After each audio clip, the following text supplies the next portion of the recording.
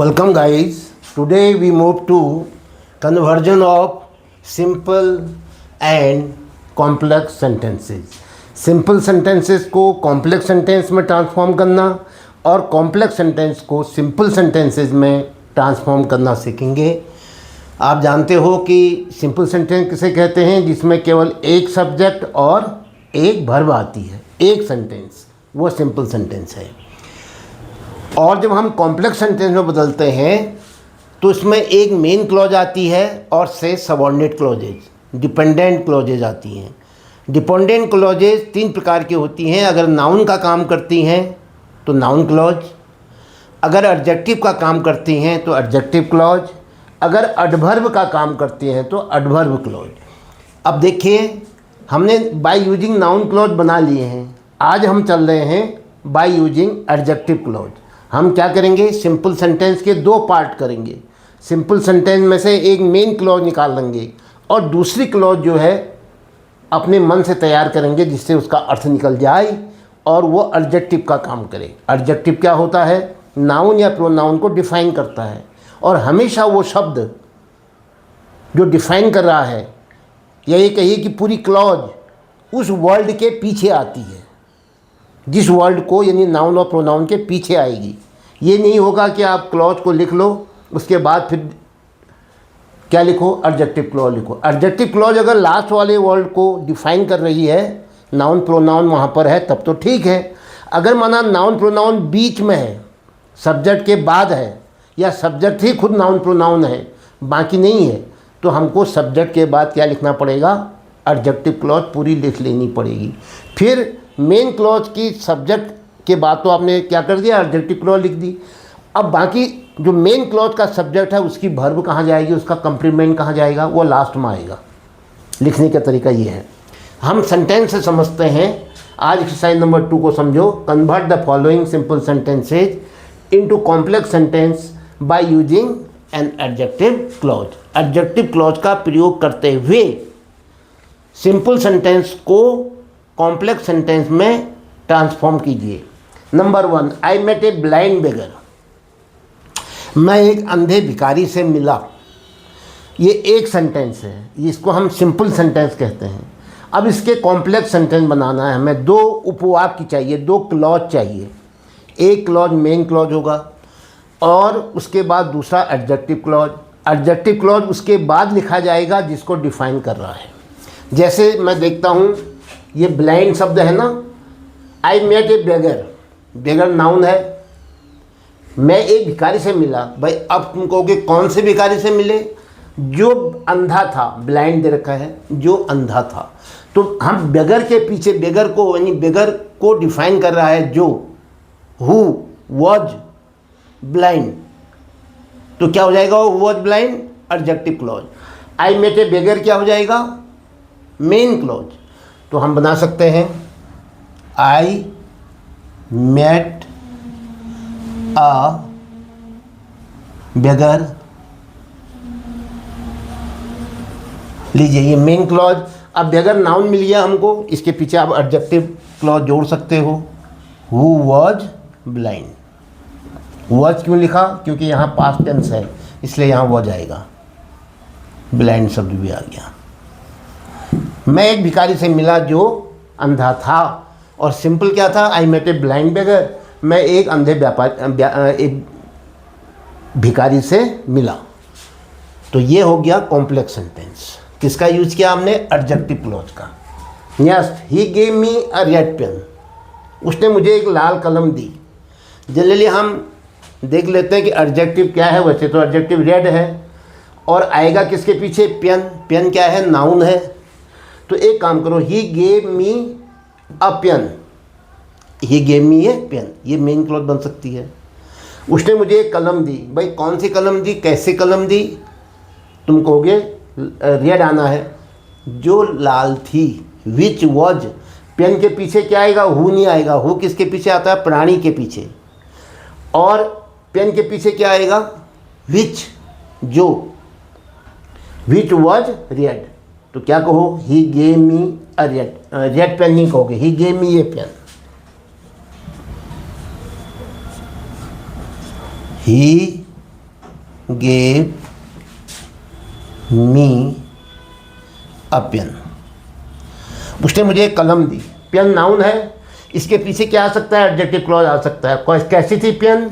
अब पेन को डिफाइन कर रहा है, जो लाल थी, विच वॉज रेड।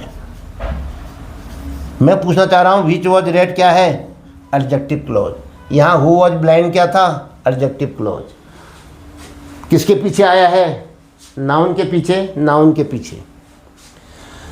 ये मेन क्लॉज और ये एडजेक्टिव क्लॉज। सेंटेंस क्या बनेगा? Complex sentence.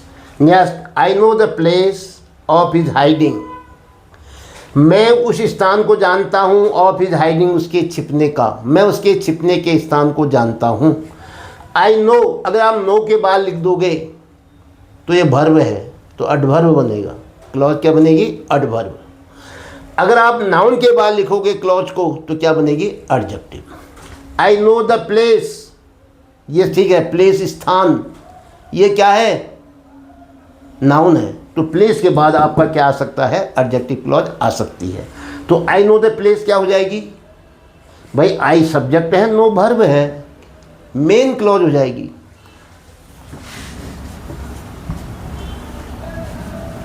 I know the place, एक क्लॉज तो ये बना लिया आपने जो मेन क्लॉज है। अब प्लेस नाउन है, इसके पीछे क्या आ सकती है? एडजेक्टिव क्लॉज आ सकता है। ऑफ हिज हाइडिंग है, उसके छिपने का। इसका मतलब क्या हुआ? वह कहाँ छिपा था या जहाँ वह छिपा था। मैं उस स्थान को जानता हूँ जहाँ वह छिपा था। वेयर, जहाँ की अंग्रेजी क्या होगी? वेयर ही वॉज, या इज कर लो या वॉज करो, क्योंकि जब यहाँ प्रेजेंट होता है, नो प्रेजेंट है, यहाँ इज भी आ सकता है और वॉज भी। आपने कहा साहब इजी कर लेते हैं, लो मैं इजी लिख देता हूँ, वेयर ही इज हाइडिंग। तो क्या हो जाएगा?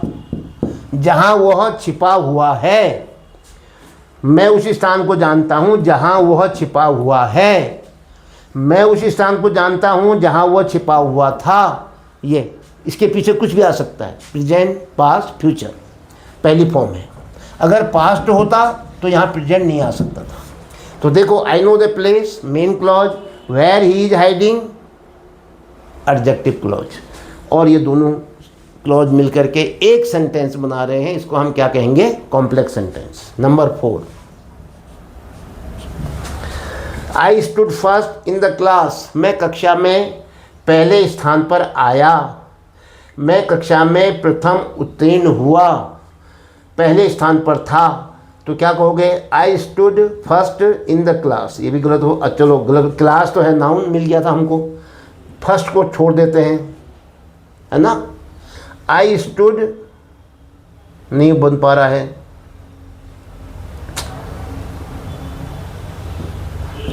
I stood first in the class, में कक्षा में पहला आया,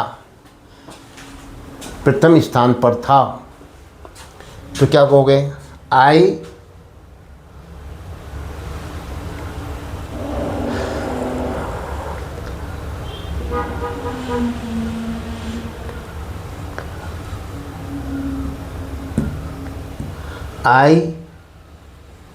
stood first in the class.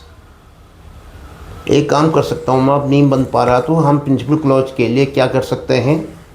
एडवोकेटरी adverb it का प्रयोग कर सकते हैं। मैं लिख देता हूँ, इट इज़ द क्लास। ये वही कक्षा है जिस कक्षा में मैं पहला आया था। क्योंकि दो टुकड़े तो करने ही है, हमें दो क्लॉज तो बनाने ही हैं।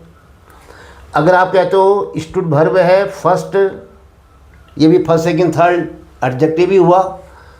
इन द क्लास, क्लास हमको मिल रही थी, लेकिन क्लास को फिर डिफाइन करने के लिए एक शब्द क्या लाओगे? I stood in the class. ये नहीं बना पूरा वाक्य। जब फर्स्ट लिख रहे हो तभी वाक्य बन पा रहा है, नहीं तो नहीं बन पा रहा है। अगर फर्स्ट लिख देते हो तो फिर सेंटेंस का सेंटेंस ही बन गया, दूसरी क्लॉज क्या लाओगे? क्योंकि सारा क्लॉज तो आपने लिखी, सारा सेंटेंस तो लिख ही दिया। तो कुछ चीज़ें इसको छोड़नी पड़ेंगी। फर्स्ट ही छूट सकता है और कोई नहीं छूट सकता है, क्योंकि फर्स्ट एडजेक्टिव है ना।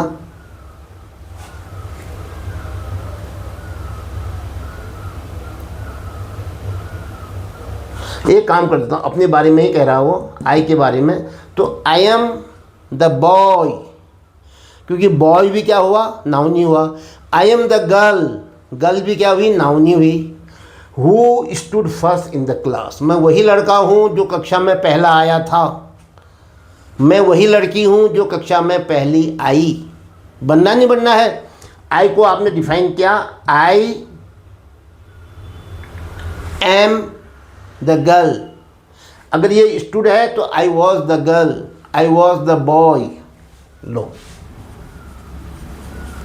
आई वॉज द बॉय, मैं वही लड़का था। कौन सा लड़का था भाई आप, जो कक्षा में पहला आया। हु, बॉय को डिफाइन करो, नाउन है ये। हु, बाकी ये ले लो अब, stood first in the class.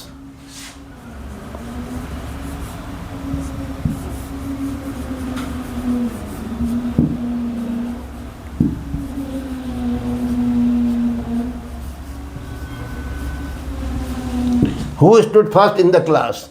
I was the boy who stood first in the class. मैं वही लड़का था जो कक्षा में पहला आया। तो क्या कहोगे, हमने आई को, आई की मदद से क्या बना दिया, एक मेन क्लॉज। क्या लाया मैं, आई वॉज द बॉय, अपने मन से लाया। और who stood first in the class, ये तो हमारा दिया भी था, और ये क्या है, एडजेक्टिव क्लॉज है।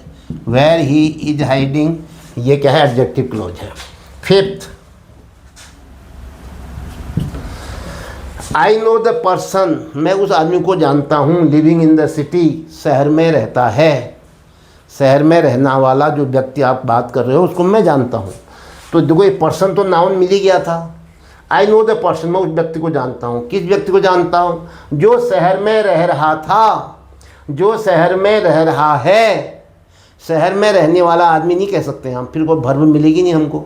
शहर में रहता है ये कहना पड़ेगा। क्यों, क्योंकि क्लॉज में सब्जेक्ट और वर्ब का होना अनिवार्य होता है। तो पहले तो बना लो main clause, I know the person.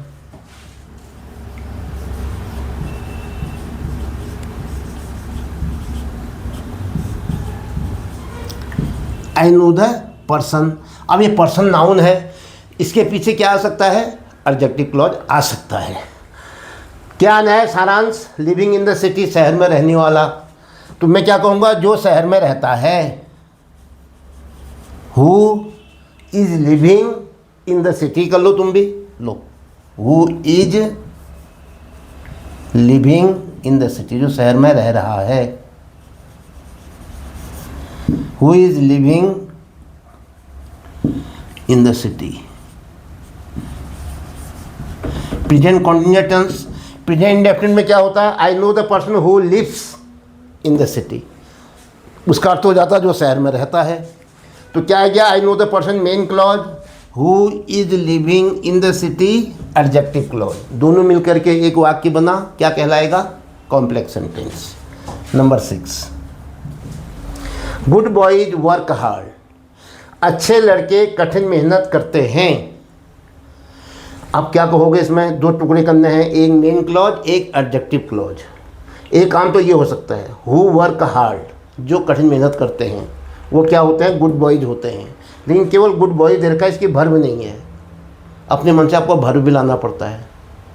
अब गुड बॉयज को पीछे रखना पड़ता है। क्यों रखना पड़ता है, एडजेक्टिव के रूप में, क्योंकि तब उसके पीछे क्या आएगी, एडजेक्टिव क्लॉज आएगी। नाउन को हमें पीछे रखना पड़ेगा, तब हमें एडजेक्टिव क्लॉज बनाने का मौका मिलेगा। तो अब इसका सब्जेक्ट कुछ नहीं है, वर्ब कुछ नहीं है, केवल गुड बॉयज आपके पास है। तो एक काम करो, दोज आर गुड बॉयज, वे लड़के अच्छे होते हैं।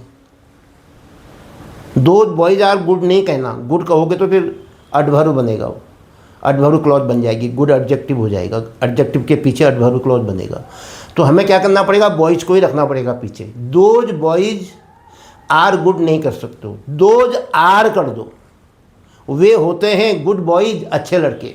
ये हो गया main clause. Those are good boys, वे अच्छे लड़के होते हैं। अब बन गया, कौन होते हैं भाई, जो कठिन मेहनत करते हैं, हु वर्क हार्ड। हु से बन गया, बॉयज नाउन है, प्राणी है, उसके पीछे जो कि अंग्रेजी हु आएगी। तो क्या कहोगे, दोज आर गुड बॉयज, अपने मन से लाया आप दोज आर। ये ध्यान रखना पड़ता है, ये अभ्यास से आ जाता है। कोई नियम ये रटने की चीज़ नहीं है। दोज आर गुड बॉयज, ये मेन क्लॉज हो गया। एक क्लॉज ये बन गई, सब्जेक्ट है और वर्ब है, तो ये मेन क्लॉज, एक क्लॉज बन गई। इसको हम मेन क्लॉज कहेंगे। Those are good boys. अब बॉयज नाउन है, इसके पीछे आप लिख सकते हो जो कठिन मेहनत करते हैं। Who work hard. Those are good boys who work hard. वे अच्छे लड़के होते हैं जो कठिन मेहनत करते हैं। Number 7, we must help the needy. हमें ज़रूरतमंद, NEEDY, हमें ज़रूरतमंदों की मदद अवश्य करनी चाहिए।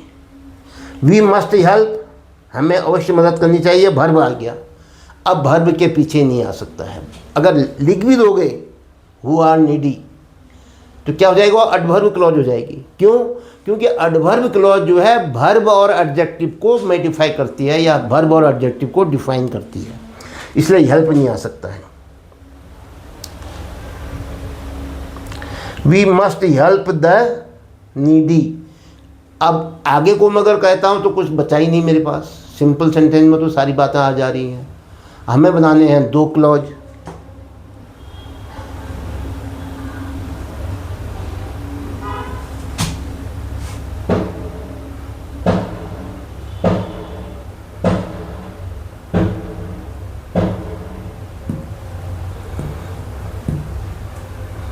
नीडी जरूरतमंद, ये तो नाउन के रूप में है।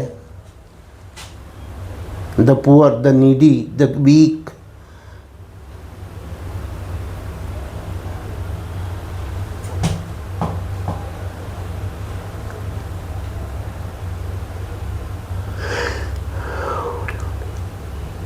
अब वी मस्ट हेल्प नहीं कह सकते ना, हेल्प के पीछे तो आ ही जा रहा था। We must help who are in need, who are needy, कुछ भी आ सकता था लेकिन हु नहीं आ सकता इसके पीछे।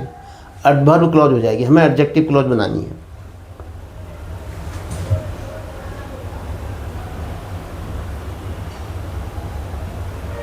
एक काम करते हैं, वे लोग जो जरूरतमंद होते हैं, दोज, सुनो, दोज वे लोग, दोज ये मेन क्लॉज का सब्जेक्ट है, ठीक है।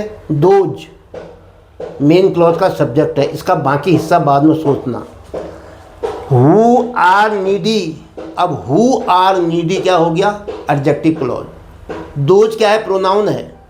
दोज प्रोनाउन के बाद अगर कोई शब्द आ रहा है, प्रोनाउन को डिफाइन कर रहा है, उसको मॉडिफाई कर रहा है, तो क्या कहोगे भाई, वो तो एडजेक्टिव है। नाउन और प्रोनाउन को मॉडिफाई करने वाला, डिफाइन करने वाला, हाईलाइट करने वाला। तो दोज के पीछे तो बन गया हु आर नीडी, ये तो बन गया। अब दोज के बाद क्या होगा, दोज हु आर नीडी। अब पैसिव में बना दो, सबसे बढ़िया, नहीं तो नहीं बन पा रहा है। मस्ट बी हेल्प्ड बाय अस, कि हमारे द्वारा मदद अवश्य की जानी चाहिए। अर्थ तो वही रहा, केवल पैसिव बता दिया मैंने। तो क्या कहा मैंने, बोलो दोज, ये ऐसा हो गया कि those must be helped by अस, उन लोगों को हमारे द्वारा अवश्य मदद दी जानी चाहिए जो ज़रूरतमंद हैं, हु आर नीडी। अब हु किसके पीछे आएगा, बोलो, नाउन या प्रोनाउन के पीछे आएगा। सब्जेक्ट क्या है हमारा, दोज, दोज क्या है, प्रोनाउन है, इसके पीछे लिख दो एडजेक्टिव क्लॉज को। और बाकी हिस्सा जो है बाद में लिख लेना। क्या है वो बाकी हिस्सा, those must be helped by us, इतना बाद में लिख देना, must be helped by us. तो पहले क्या लिखो, दोज, अब क्या लिखो, adjective clause, who are needy, those who are needy. लो यहां से लिखता हूं ना, हु आर नीडी आ गया। अब क्या होगा, दोज के बाद ये सब्जेक्ट था मेन क्लॉज का, इसकी वर्ब और ऑब्जेक्ट या कॉम्प्लीमेंट फिर लिखो। Those must be helped, passive में लिख रहा हूँ मैं, थर्ड फॉर्म आ रही है, बाय अस। वी का क्या कर दिया मैंने, बाय अस। लीजिए क्या गलत है, बहुत ही सुंदर वाक्य बन गया। Those must be helped by us main clause, who are needy adjective clause. दोनों क्लॉज को मिला करके एक सेंटेंस बना, क्या कहलाएगा, कॉम्प्लेक्स सेंटेंस। तो आज हमने सिंपल सेंटेंसेस को कॉम्प्लेक्स सेंटेंस में चेंज किया, ट्रांसफॉर्म किया।